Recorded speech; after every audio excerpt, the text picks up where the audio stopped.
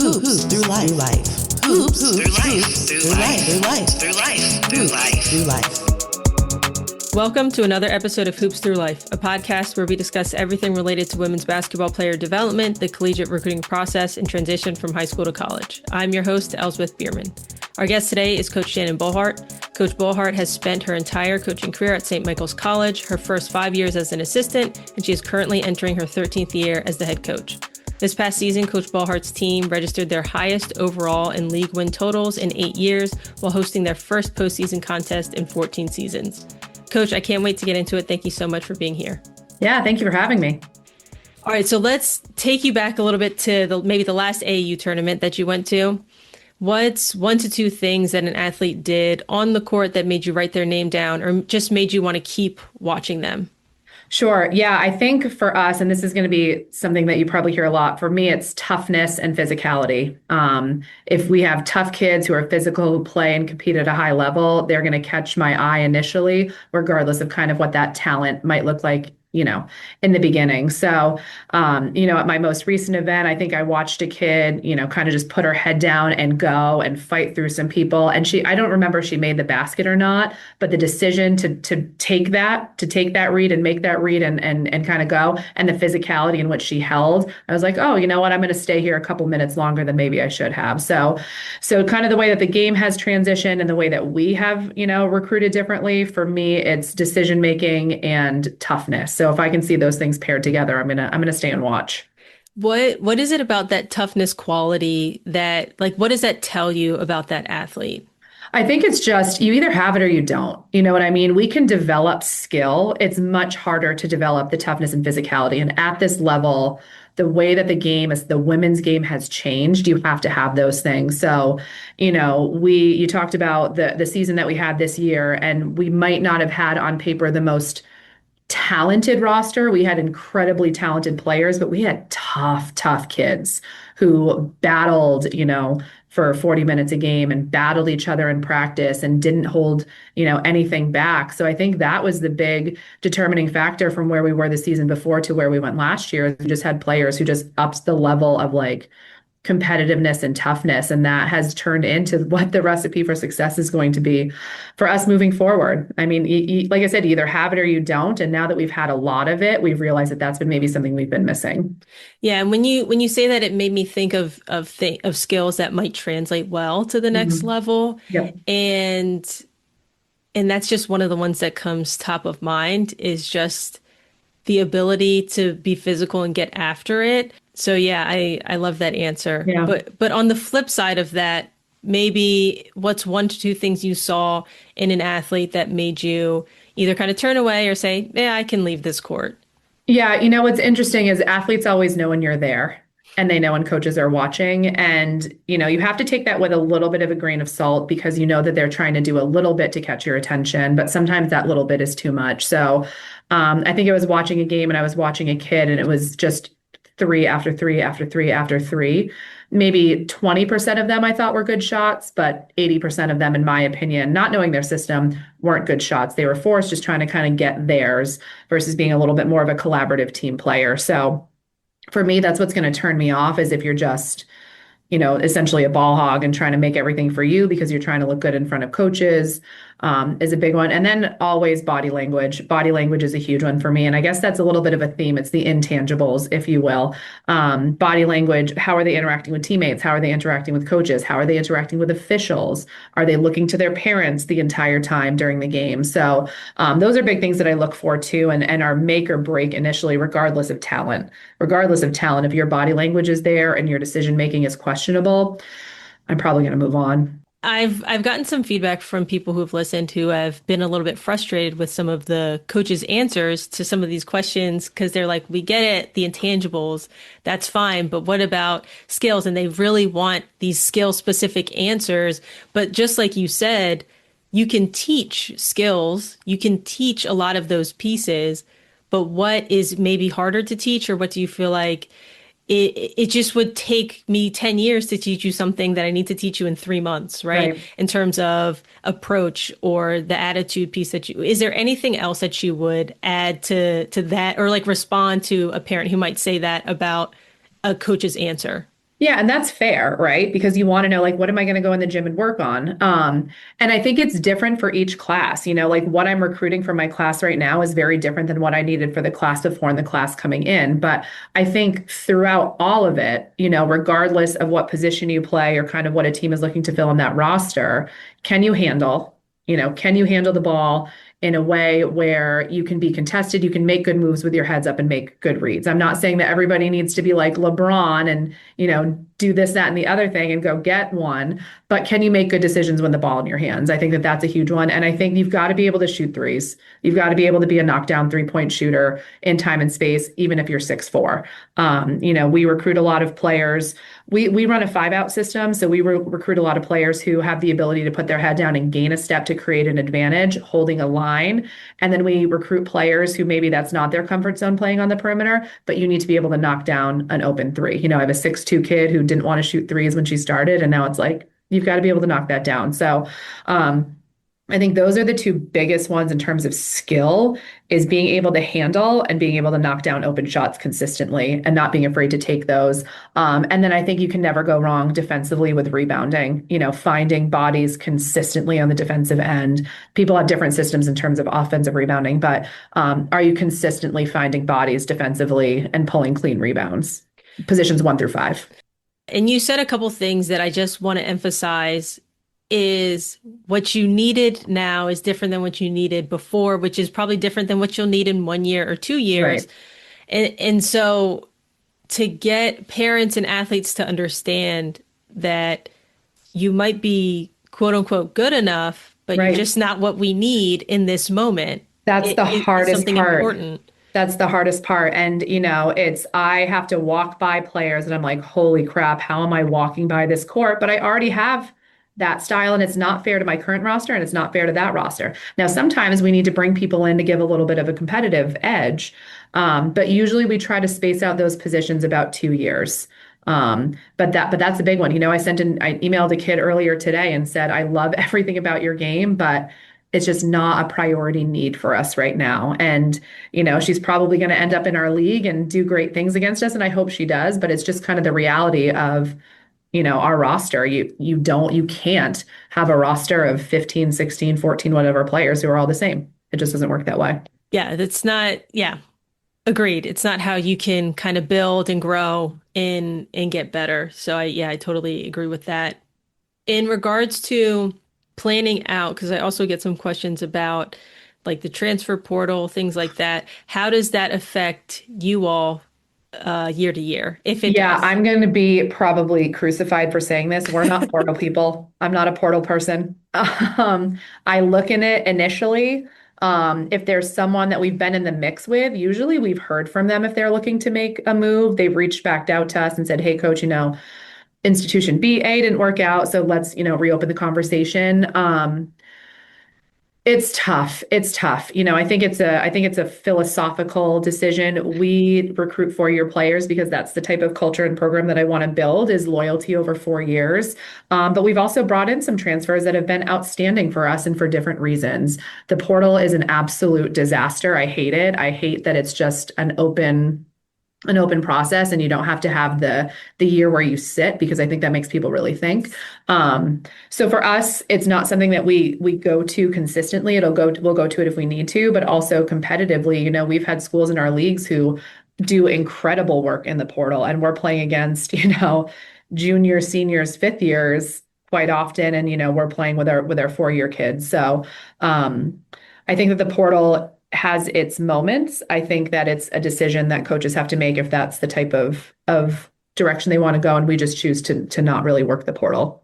I would say that there's a bunch of coaches that I've talked to who've said something very similar to what you just said, of they want to recruit 4-year athletes. They like recruiting high school athletes, and usually, just like you, the only indicators of if they would take a transfer is if they've had some sort of a previous relationship with them or maybe a coach that they've played for, and there's already some sort of a relationship established. Because I imagine it's hard to just form those relationships so Right. quickly.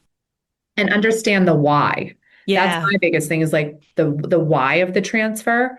and you're going to hear the why of the transfer from the athlete, but then do you reach out to the coach and hear the why of it? So for me, it's if it didn't work out at institution A, am I taking a chance? Like, what is going to make it work with me? So yeah, those previous relationships are huge. And I think it's just a product of division. Division two is very different than division one. It's not like we have mega dollars coming in for TV deals and my job's on the line. It's a different type of environment. But I would say in our league, for the most part, it's majority four year Yeah. kids coming in. Okay. Where do you think a lot of athletes or parents of athletes kind of miss the mark in the recruiting process? I think kind of what we touched on early, just understanding that different programs have different needs at different times. And I think what parents and athletes need to do first of all is they need to make sure that they're not mass emailing coaches. If there's a two line and the front, it's to themselves, and I can't see that this is an email to me, I'll read it, but I don't love that. A lot of times they'll put the wrong name in the email. So they're sending mass emails and they're sending it to me, but they're putting, a different coach in our league. So I think like that's step one. If you're going to reach out to me, make sure that you're doing it the right way. But I think too, it's also athletes need to do their homework on the institutions that they're reaching out to and seeing, like, look at the record, look at the roster, who's graduating, what are the positions, versus just throwing darts and hoping that something sticks. I think that they need to be a little bit more intentional in that process versus just casting a really, really wide net. And I understand you need to do that initially, but focus down a little bit more. And like I said, I don't even know how many recruit emails I get in a day. So it's like kind of the quick filter of what we need to do. So what's going to make them stand out, make sure that their information is correct. I got an email 2 weeks ago and the first line was, "Hey, Coach Bollhardt, tough season." I bet you can imagine what I did with that email. So I think, and I don't envy athletes trying to do this. When I was doing this, however many 20 years ago, maybe longer than that, we weren't sitting, playing in front of coaches sitting on baselines. I was sending my VHS out to people. So I don't envy what they have to do, and they have to stand out. But I also think that parents and athletes, if you are going to commit to like a club team and play AAU, make sure you're playing for someone that has your best interest in mind and aren't just trying to like sell it to the D1s. And my kids have got to go D1, D1. I think it's finding a really good match with your club coach, having consistent conversations with your club coach so they understand what you're looking for. And then it's a collaborative effort, because once I hear from a kid, the first thing I'm doing is calling their club coach. So making sure that those relationships are strong. So kind of a long-winded answer to your question, but just understanding where that athlete could fit in a program that they're interested in, truly being like realistic with their skill set, and then making sure that when they do send out any correspondence, it's correct. Yeah. What are some questions, maybe if you have any off the top of your head, that they could ask a club program as they're trying to decide, oh, is this a good fit for me and kind of my goals? Yeah, I think in terms of like trying to find a club that makes sense, I think they do. If they want to play at the collegiate level, where has this coach placed kids? What relationships does this coach have with institutions? There are some club coaches that I will go to immediately. Hey, I need X, Y, and Z. They're like, yep, we got you X, Y, and Z, because I trust. And Division two is kind of, like I said, that interesting mix where there have been some club coaches that I've written off a little bit just because they won't talk to me because no, I'm only sending players to D1. So I think they have to have realistic conversations with that club coach. See where that club coach has placed people, because if it's New England, New York, New Jersey, kind of where we are, and they've had success there, they're probably going to have success with you as an athlete. Part one. And then I think especially on the club level, not so much high school, you've got to play on a smaller roster. I mean, if there's more than 10 players on that roster, it's not going to work out. I think that 8 is kind of the sweet spot. Between 8 and 10 is a sweet spot for rosters. So that's the other one too. And what are the positions that you have on your roster? Because like I said, if you're 6'2" and there are 2 other 6'2" women on your team, you're competing for playing time to even be seen. So where have club coaches placed kids? What positions do you have, and what is your roster size? I think are 3 big ones. What other excuse me, what other things can an athlete do when they're, let's say they're emailing you to reach out to kind of stick out? So we agree, do not make fun or comment Yeah. on potentially a tough season or something like that. Don't do that. But what can they do to stick out in maybe a positive way? Because that Yeah, no, I think it's the opposite. It's be like, hey, coach, like, what a great season you just had. How exciting that you beat so and so and double over, things like that. Because then it's like, all right, you put some work into knowing our program a little bit more. So I think that's the first one. If I had a penny for every time someone said, I could be a great asset to your program. Tell me how you know that. Tell me. So if you're going to say that, back it up. Tell me, I see that you're graduating 3-point guards and so I think just if you're going to make a comment, like back it up. Um, and then, I think the highlight videos I actually don't mind the highlight videos because that's going to give me the first glimpse. And if I like it, then I'm going to ask you for more. Including social media handles, I think is really helpful because unfortunately, we live in a day and age where everybody's lives are pretty public. So if I can go in there and see some good stuff on your social media, stuff that you're posting, people that you're following, does it align with kind of what our program is all about, I think is huge too. So I think in that initial correspondence, show that you've done some work, some research on us, which is huge. I like including the highlight and I like including the socials.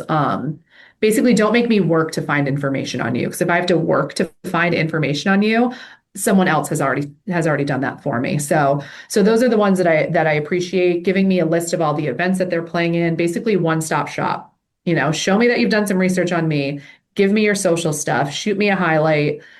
Send me your coaching contacts and let me know where you're playing. I think that those are huge.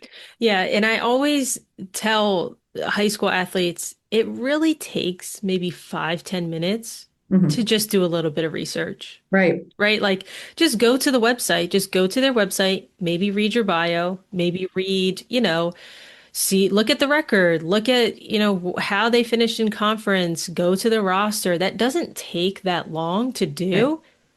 And also look at the major. Like I've received emails before where it's like, would love the program. I want to study engineering. We don't have engineering, so this is not a good fit, right? So making sure that it's not, like you said, just not a mass email and it just doesn't take that much extra time. How do you all use social media? It looks like you're using it more as like a fact check, background check, not necessarily we're gonna go on social media and find somebody. Yeah, no, I mean, we get DMs all the time about like, hey, come watch me play, come watch me play. And we have like a list of anybody that reaches out to us that isn't, doing it the doing it the wrong way. We're going to make a list and we're going to go see you because you never know. Basketball has become less accessible, in my opinion, where it's a little bit of the haves and the have-nots in terms of getting out and who has the resources to play in these clubs. So if we have someone that's not part of a club circuit, maybe we can go find you and we can go to a workout. But for us, social media, yeah, I don't know. I wouldn't say that we found any kids on social media. I think if anything, it just kind of let's go and check these kids out and kind of see what they're all about. Is there anything that, well, I don't know if I'll ask a question, maybe I'll make a statement and you can Yeah, tell me if you agree with sure. it.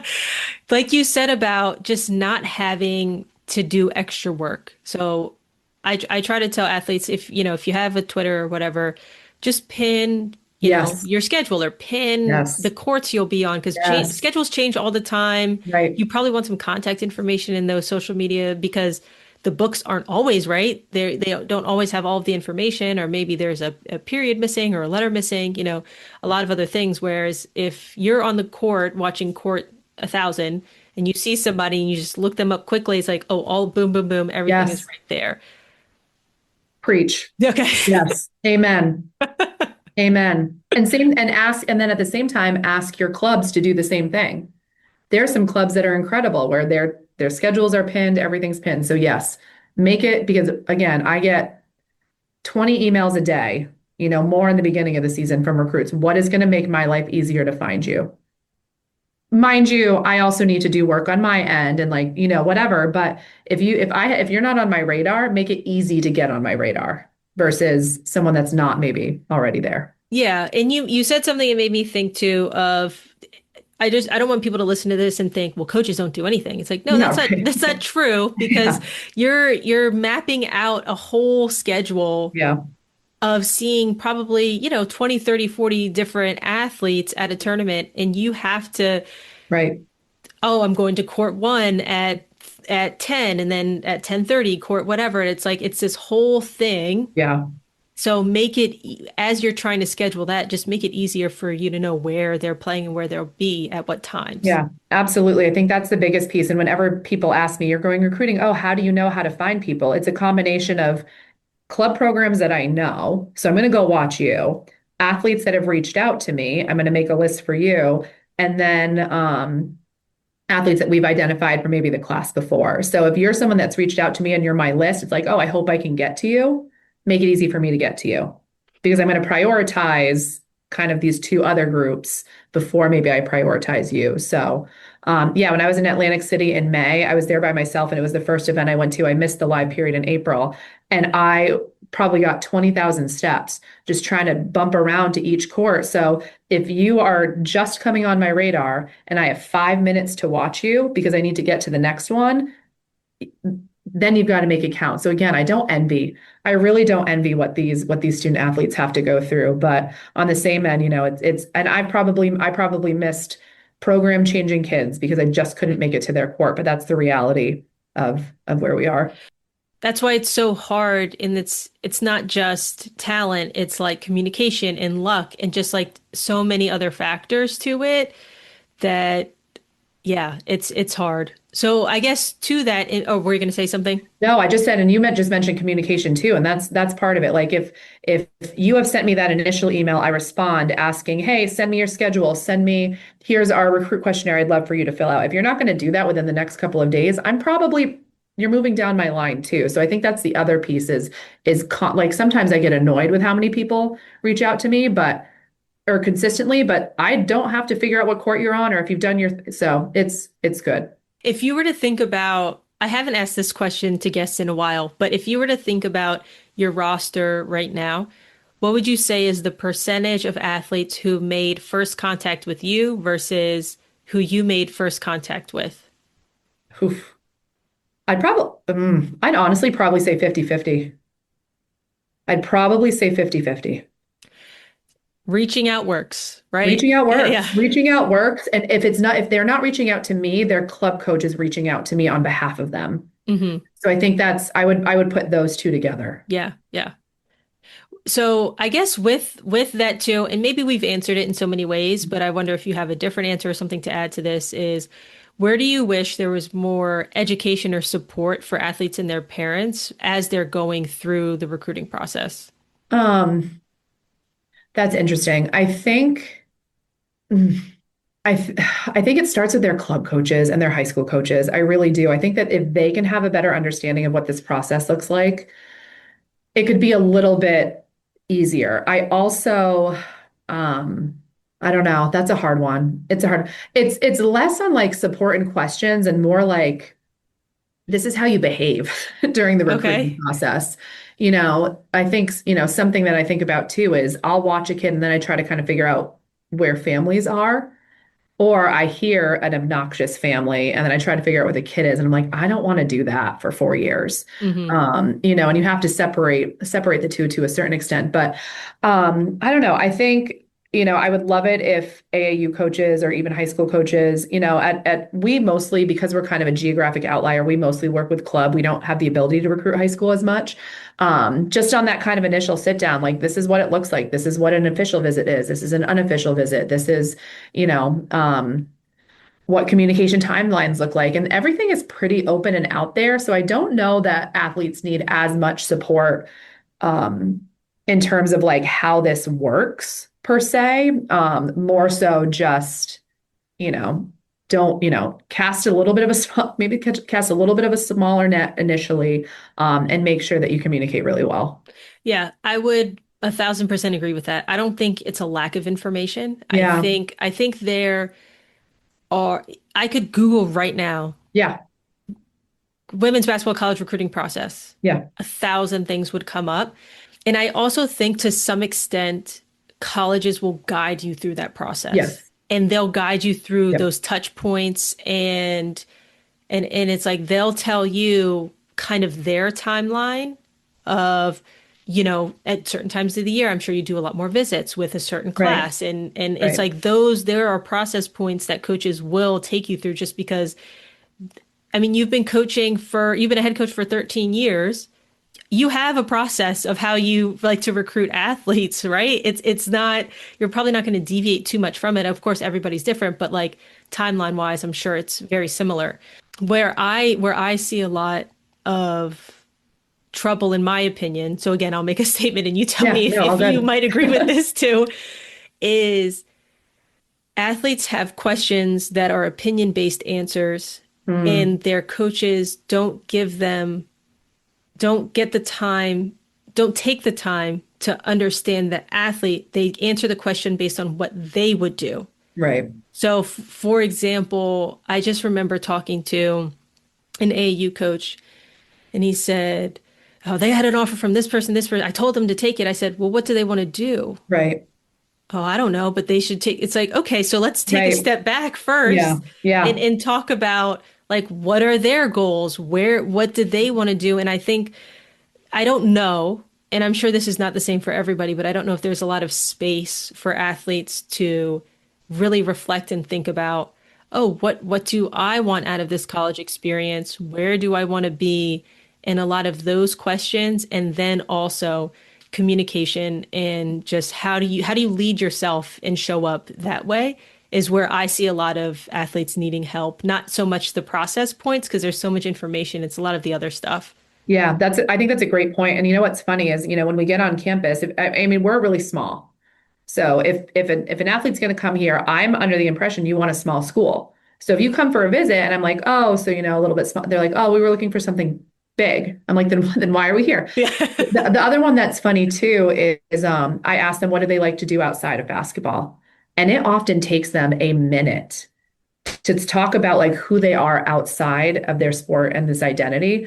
Um, and something that's really important to us is balance. So we're going to push them to do things outside of basketball. Your basketball is going to be your primary, academics are going to be your primary, family is going to be your primary. But what are things that are going to do to aid and have you be successful in this college experience? And I think that, and especially because kids are specializing earlier and earlier, basketball is your identity. Hi, I'm Shannon, I play basketball. Okay. So when you graduate, hi, I'm Shannon, and I think that it's important for them. I love what you said about that. Like, identifying big, small, close to home, far from home, division one, two, or three. What does my academic load look like? What can I handle? It's not all about just getting the offer. We've offered kids that I thought they would be great fits here, but we're 15 minutes too far from home for them. And that's fine. That's fine. At least they did the work to know that. So they're not going to be unhappy and be in the portal a year from now. So Yeah. I think to that point too, just finding your identity outside of being a basketball player is important. I'll say preach to you on that one. Totally, Yeah. totally agree. So let's say once the athletes come on campus, I'm thinking more so of like the first year athletes. Yep. What are some skills that you're finding that you have to teach? Like if you think about in the last couple of years, Yeah. what are some of the skills that you feel like, man, they're really struggling with, Oh my this God. concept or whatever? Jump stopping, jump stopping to make plays. It's just, they've just played for so long and they just want to go so fast and prove so much early that it's the basics. We do warm-up drills, dribble, dribble, dribble, jump stop, pivot. Dribble, dribble, dribble, jump stop, pivot. Little things like that. Passing drills. Just honestly, basic fundamentals. Basic fundamentals are the things that we kind of have to go back and reteach because with it, no matter what system you run, if you can't attack, jump stop, take a breath, and make a decision, things aren't going to go well. So I think that that's a big one. I think that again, a lot of times these kids are shining on their team, so now they're playing with a lot of kids who are shining from other teams, and they're all coming together. The whole like big fish, small pond type deal is a little bit more reverse. So I think their ability to the skills that we have to teach too are kind of being a second ahead. We talk about like point one, being point one ahead. That stuff too, where you don't have to be the person all of the time. And I know that isn't a skill, but it's just kind of getting outside of themselves a little bit more, being less of a finisher and more of a playmaker for others. But let me tell you how many times I've said to coaches on the baseline with me at recruiting events, I will give a scholarship to the next kid who can jump stop, who can attack and jump stop. Finish with your left hand. I mean, it's getting better, you know. I think the skill of these women that we're watching, these young women, it's really impressive. It's really impressive and it's really exciting to see where the game has gone. But for us, a lot of times the first 2 weeks of preseason, we just bring it back to basic fundamentals because we're not going to go bigger than that without those things. But you laugh, but I don't know if my team will watch this, but jump stop, they'll laugh yeah. And if you ask them, they would say the same thing. Yeah. So and make free throws and making free throws. My gosh. Yeah. So I guess that's kind of what you wish that more high school athletes would kind of focus on is those couple of pieces. Yeah, just going, they go a million miles an hour, but if you're going to go a million miles an hour, you need to have like the IQ to match that. So I think that's probably the easier way of saying it is they're making the right read, but once they get there, do you have the skill to like finish the read? Because they are crazy athletic, but we need to make sure that IQ is catching up to athleticism. Yeah.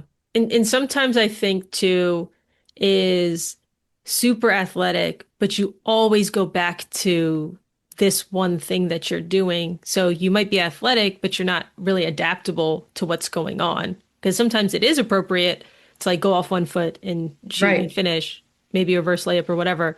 But other times it's appropriate to jump stop and make a Jump stop decision and and give kick. yourself some time. Yeah. And so it's like being able to know those two things too. Yeah. All right. So let's also talk a little bit more about the transition from high school to college. I guess ideally, what in again, first year athletes, what do you think they should focus on in that summer leading into their first year to just kind of prepare or maximize, that first semester of college? I think, if you're talking about basketball, just coming in and being able to handle basketball, I go back to the physicality and toughness. They need to be on a pretty strict lifting schedule. I think the more fit they can come in, strength and endurance, the better chance they're going to have because they're not worrying about their fitness while also trying to figure out a system, while also trying to go to class, while also. So I think if they can come in with a tremendous level of fitness, both physical and endurance, they're going to be the most successful. And in our league, it's really tough for first years to make an impact, but the ones that do have that. So they're not worried about their motor. They're able to know that my motor is good. I can focus on these skills. So I think that that's huge. I also think just like, again, I said this initially, but if you're in a gym by yourself, like taking game shots and working on your ball handling. I think that those are easy ones that you can do in terms of the basketball piece. And a lot of coaches, my kids who are coming in for first years, I sent them. They have a lifting program. They have an on-court packet. We're not allowed to work them out and we're not allowed to give them, they're not allowed to send us anything. So it's just kind of a leap of faith, but at least we're giving them, things that they can work through. So I think like having a great motor, working on those fundamental skills are huge. And then setting up a routine in the summer. In the summer, it's really easy to sleep until 11 and go to bed at midnight. Start getting yourself in a routine now. And a lot of them kind of are starting to figure out what their class schedules are. So if you have an 8 a.m. class, start waking up at 7. We do morning workouts, start waking up earlier. So I think getting yourself into a routine so you're kind of like circadian rhythm is kind of in place is huge too, versus having it be this whole shock. So routine yourself and work on, those basics. Yeah, I love that answer because really you can't, to me, it's really hard to prepare for that change of what it's going to be like when you're on a college campus. But everything you suggested was like setting the foundation, Yeah, making it really easy so it's like you don't have to worry about getting on a schedule because you're on a schedule. Now you can now your attention can go towards, making friends or right. whatever other decisions are coming up throughout the day, because you have like that foundation. So yeah, I love that answer. I'm a mom. I have a 5-year-old, so I always think about like the mom in me, like how would I want, my kid to come in, or I look at them differently since having my daughter. So I think, just it's so overwhelming. And I'm not going to sit here and sugarcoat to listeners like that it's not overwhelming coming into a college program. But I think that the perks on the other side of that, you're coming in, you already have friends, you already have teammates that are there, you have a social circle, you have a support system. I couldn't imagine trying to find a college or make friends if I wasn't on a basketball team. So again, I just don't know how other people do it. But I think that's the other thing that they can take solace in is knowing that like you're coming into a space where you have those pieces. You have someone you can talk to, you have, someone you can go to lunch with, you have someone that will have your back. So I think that's the good part too. The scary part is there, but just knowing that you're coming into a space where you have your support circle should be really reassuring. Yeah, I agree. I always say that if I didn't play on a sport or on a team in college, I would have no friends. How do you make friends? I'm a grown up. I don't know how to make friends. Like, I don't know how to make friends. So and that's not to knock people who don't, but it's just, gosh, it must be really hard. Mm-hmm. All right. I have a last couple of questions that I ask all the guests. What book or podcast would you recommend every incoming first year read before the first season begins, and why? Yeah. So it's interesting. I love to read, but I don't read a lot of like coachy and like that's kind of my escape. But I think that Grit by Angela Ducksworth is a good one. It's long. I think it's good. And again, that plays into like the toughness, physicality that's kind of our program. I think that anything John Gordon writes has moments. I don't know that I love every single piece of every single book that he's written, but there's some good things in there too. And then I don't know if this is so much for athletes, but a book that changed how I coach and how I parent. I don't know if you've heard of this. It's called What Made Maddie Run by Kate Fagan. Have you heard of this book? Actually, I told you that I interviewed somebody yesterday, and after we stopped interviewing, we were talking just for a second, and she actually mentioned that book. Yeah. It's interestingly enough, we had student athletes here, a guy on our men's hockey team years ago who was friends with Maddie. So that's how the book got onto my radar. And then I went to a conference and Kate Fagan was talking about what she wrote. So it essentially highlights this amazing young woman, track star on the surface. Everything is shiny and good and happy. And she ended up dying by suicide. So that changed the way that I interact with people. It changes the way I coach. It changes the way you take people at face value or not. So as a parent, I think it's a really scary book to read, but a really important one. And as an athlete, I think it's also an interesting read because it kind of just reinforces that social media is everybody's highlight reel and not their reality. So I think that's an important book in a different way. The coach yesterday said something very similar. It was just like changed perspective. Yeah. All right. If you could snap your fingers and change one thing about the recruiting process, or we can talk about, I don't know, whatever you want to change about maybe youth sports, what would it be and why?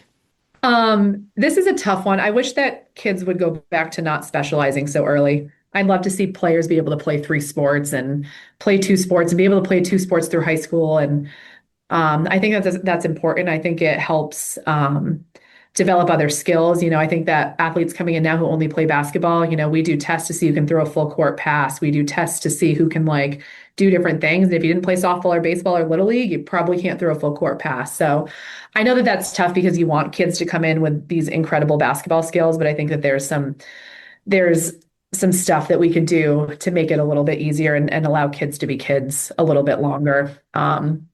I think is important.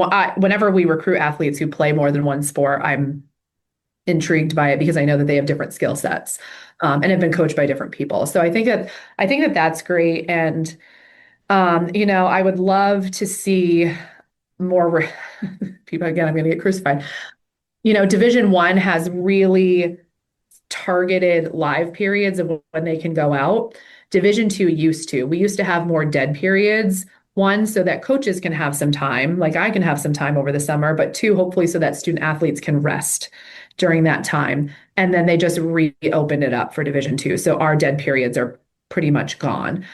So I wish that we would follow a little bit more of a restrictive model over the summer so that student athletes have the ability to rest and so that coaches have the ability to have a little bit of balance. There was just an event that ran from Thursday to Monday, and then these kids are back to another live period on Friday, and that's just not enough time. They just played 6 games, and we see crazy injuries. So I would say, again, long-winded. Let them be kids a little bit longer, give an opportunity where they can play more than one sport a little bit longer. And two, let's see if we can restrict a little bit more of the live periods, or create more live periods for divisions 2 and 3 versus just division 1. Yeah. I like that. And speaking of restrictions, it made me think about something another coach had said, where he said that he wished that there was a restriction of time during the day when coaches could not contact athletes. Yeah. Yeah. Great. Yeah. I think it's like this weird meat market, right? Like, these kids are just, you can call, like, pretty much there are very limited to no restrictions now at the Division 2 level. So, again, for me, it hasn't been an issue because balance is my number one as a coach. So I kind of call people on my time, and my players, you don't text me after 9 unless it's an emergency, and things like that. So that one's less for me, but not being made to feel like I have to go out every single weekend and you have to perform at 100 every single weekend. I think it's a win-win if we can restrict that a little bit. All right. If anybody wants to keep up with St. Michael's, where can they do that? Yeah. So our team handle is for both. I don't even know. Do we call it Twitter anymore? X and Instagram. We're SMC_WBB.